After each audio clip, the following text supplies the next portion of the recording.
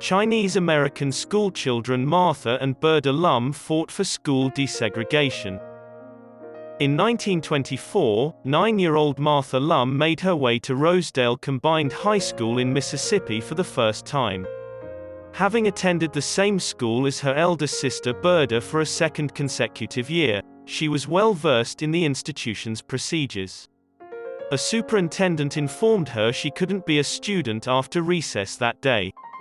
According to the subsequent Supreme Court case Gong Lum vs. Rice, the Board of Trustees had expelled her from the school simply because she was of Chinese origin and not a white or Caucasian.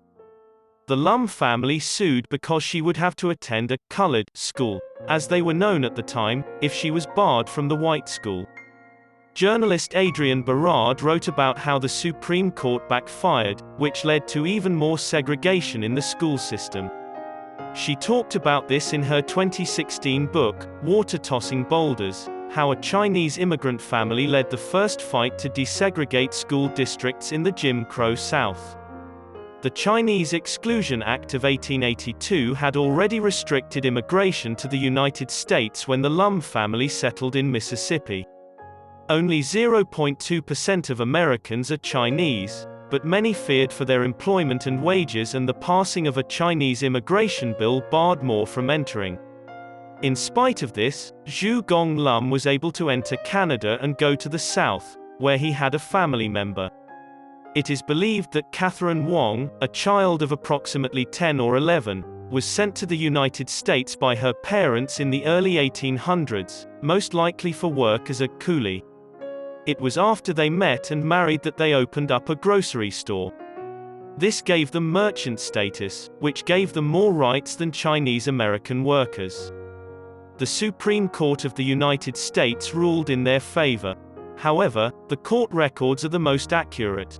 The Lums filed a lawsuit to get Martha and Berda readmitted to the all-white school. Earl Brewer, their lawyer, used the 14th Amendment, which says that everyone born in the United States has the same rights as everyone else. The girls were born in the United States. His interest in Martha was piqued by the fact that she had already begun working in her family's business at the age of 5 or 6, according to Time.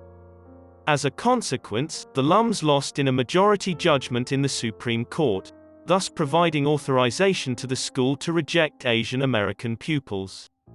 As a result, the family was forced to relocate out of state. Lum vs. Board of Education, which didn't come around until 1954, might become as well known as Brown vs. Board of Education, if the Lums win. It would have made a hole in the hard wall of bigotry across the South, the author claimed. Instead, they strengthened the wall.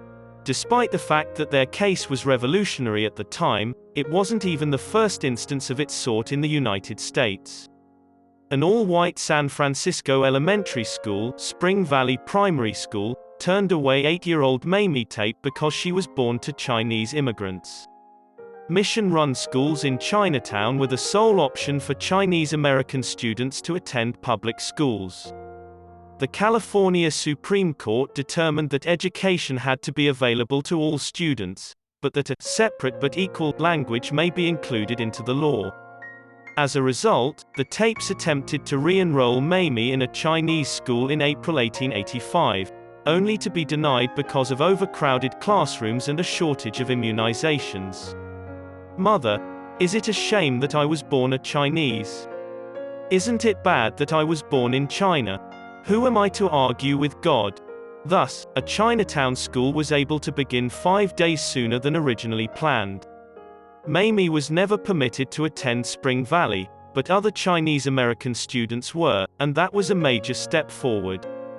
There were some bumps along the road, though. As a result of Wong Him vs. Callahan in Northern California's U.S. Circuit Court in 1902, that separate but equal doctrine was affirmed.